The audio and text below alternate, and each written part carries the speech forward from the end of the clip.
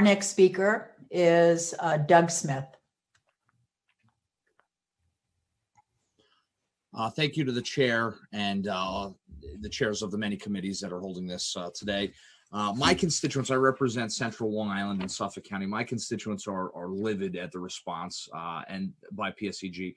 They feel after the transformation in 2013 that the new boss is the same as the old boss. And I would actually argue it's worse because under previous iterations, we had Lilco as a private entity, then LIPA, which was an authority that answers to no one. Now we have an authority that answers to no one with a private company, where the private company is guaranteed a profit, but also at the same time able to use LIPA's nonprofit status, something that I think has been an issue with a number of rate increases since the formation. Now, with respect to this situation, I have a few questions. Number one, there's been speculation that PSEG may have actually lost power to their communications center. They were not able to respond to consumer requests to report outages through their phone system or their computers. Do we have any thoughts on that, or is there any truth to that? As we have identified early on, they had communications issues which limited the ability of individuals to call into their call center, limited the ability to get accurate information into their outage management system. I'm not aware at this time if there was an electric power issue that they had, but clearly they had from the get-go communications issues which impacted their systems. Okay, because I think, of all times when people would not want to, often people want to have someone they can speak to locally.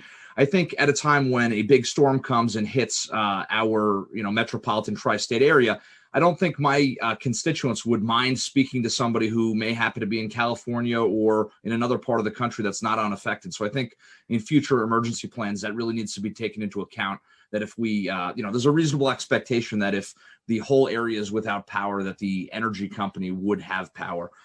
Next up, food reimbursements. My constituents are very unhappy by the fact that days after this new policy where you'd have to show receipts or photos of food that had been discarded needs to be shown, when people lost their food, and many people, keep in mind, we're in the pandemic and many are still without work. So, some households are really struggling right now.